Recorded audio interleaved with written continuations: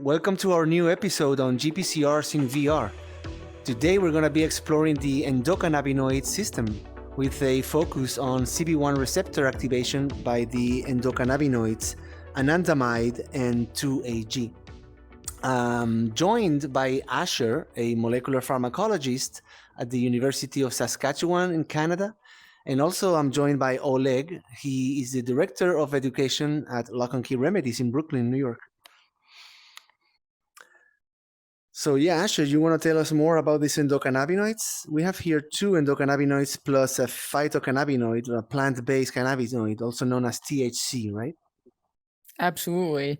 So on the right here, we have the compound anandamide, and it's this compound right here. And so the funny thing about anandamide is ananda is a Sanskrit word, which means bliss. And then, so the funny joke in the community is that anandamide is the bliss molecule. And then on the other hand, we have 2-arachidonoglycerol, which is another endocannabinoid that binds to both CB1 and CB2 receptor. And then we also have the most well-known cannabinoid, the star of the show, being THC right here that you guys have probably heard of. And the reason the endocannabinoid system became so popular, so to speak, is because the discovery of THC, which led to the discovery of CB1 and CB2 receptor, people started to realize that, THC binds to this receptor.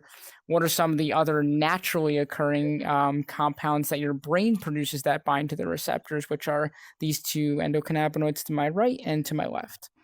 So the endocannabinoid system has three parts. It has two receptors, which are CB1 and CB2 receptor. It has two endocannabinoids, which are ligands that bind to the receptors to activate them, as we'll talk about. And then lastly, there are two enzymes that break down the ligands that bind to the receptors. And we're going to be going over each of the three parts, and we'll start with the receptors.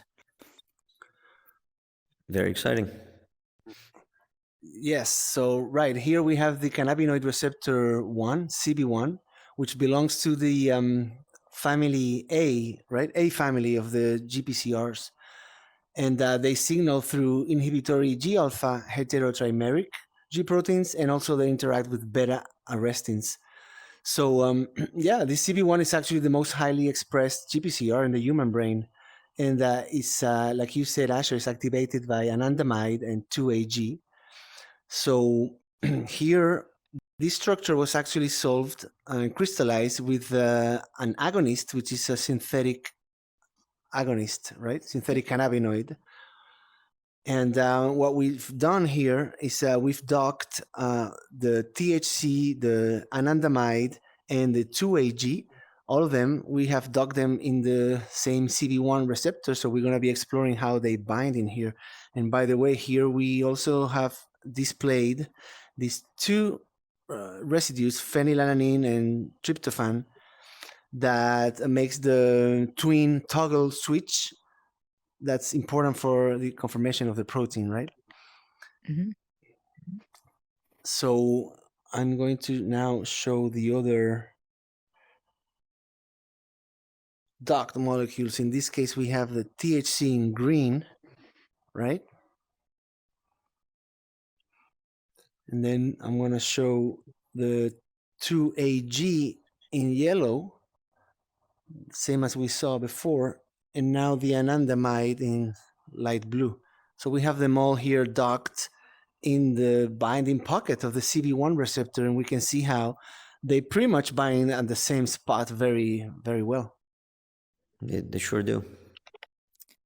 I think one important thing to talk about is the fact that both anandamide and 2-AG are much larger structures than THC, but somehow they actually do bind to the same site as THC on the CB1 receptor. But what's interesting is if you look at one of the structures by themselves, Daniel, let's just show one of them. So I just was a point I want to make. The point I wanted to make about this is when I first learned about the endocannabinoid system, and I guess this would be anandamide, is that because the structures are so large, These are actually fatty acid structures, right? They're fatty acids, and there's so many carbons in them. You kind of wonder, how does this thing even bind to CB1? But it kind of contorts itself, kind of like a snake-like structure inside the orthosteric, such that it can wiggle its way in there. As we can see, it's sort of got this bent structure, right? And it kind of folds around itself in order to fit inside the binding pocket. And I think that's fascinating to realize. It really is. Yeah, we're gonna compare it now with the older endocannabinoid, which is the 2AG here in yellow. It's pretty similar. It also Agreed. binds in a similar way. Agreed. Yeah, I mean, the actual thing that works out well when you dock these two to the receptors, if you look at the glide scores here, Anandamide actually has tighter binding affinity to CB1. It's not just like by a little bit, it's a lot. Anandamide bound to CB1 is about a Ki of like 70 nanomolar, and 2AG is like 10,000 nanomolar, so it's way weaker 2AG. And that actually is depicted by the glide score. Anandamide has a more negative glide score at 7.9, and 2AG is negative 7.6. So just indicating that one of these fits three-dimensionally better inside the binding pocket, giving rise to better affinity. That's interesting. Yeah. And should we compare these two endocannabinoids that we all naturally have in our bodies, right? And they're part of the endocannabinoid system. So we're going to compare it with the phytocannabinoid in green, THC. Its name is actually delta 9 tetrahydrocannabinol. That's right. And this particular structure is the pharmaceutical grade that was synthesized in the lab rather than isolated from a plant, but it's the very same structure anyways. And so, yep, it also binds exactly in the same pocket. In the same space, yeah. And by the way, THC is a partial agonist, and still you can see how the energy value here is much lower than the other two endocannabinoids. So that's probably just binding a bit tighter in there, even though it's not a full agonist, right? Correct. Yeah. Yeah. Both Anandamide and 2AG are considered to be full agonists at CB1, right?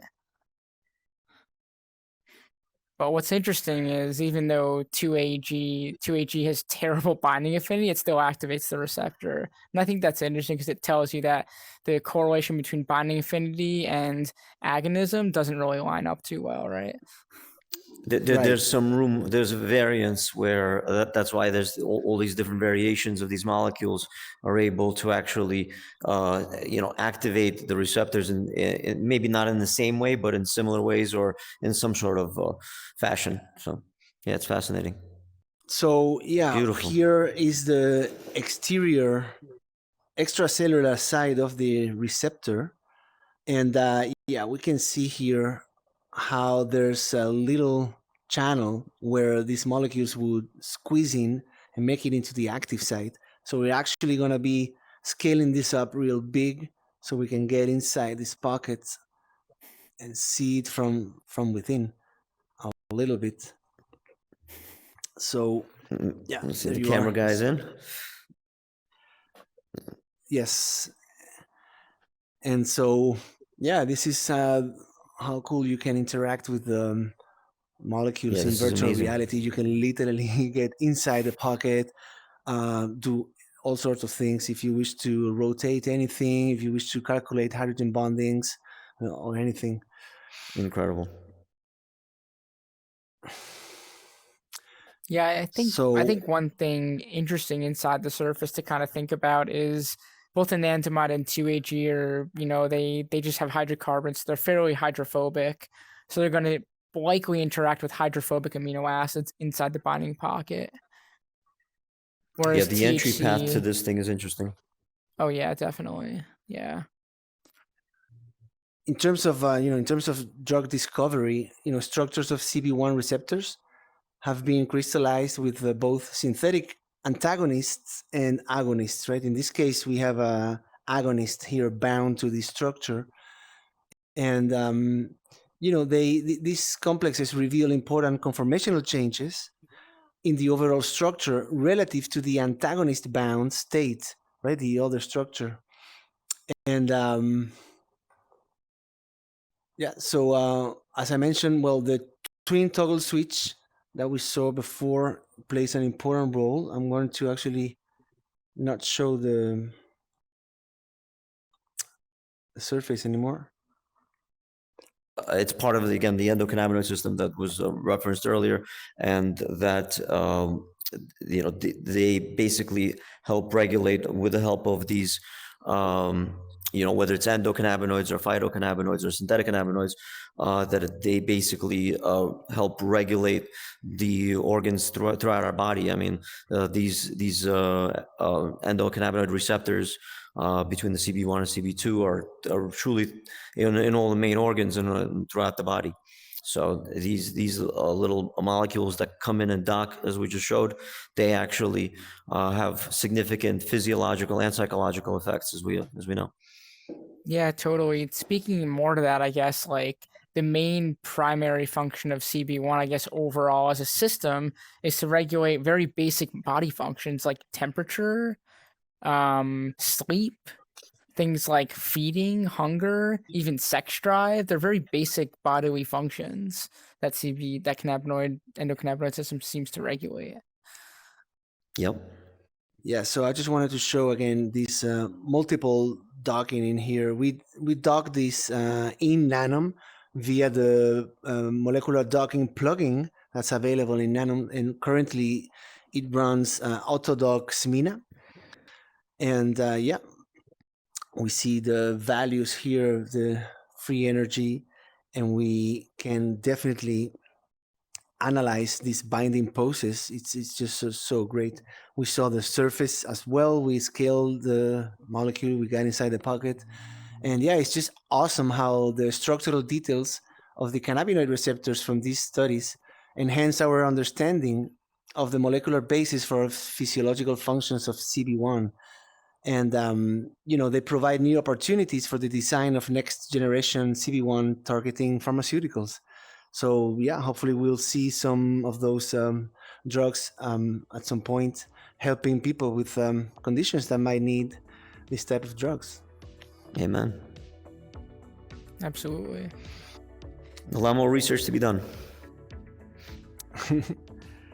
Sure. So thanks, Asher and Oleg, for your insightful comments. And thanks everyone for watching this video and your interest in science and virtual reality. Until next time, bye. Thank you. Take care.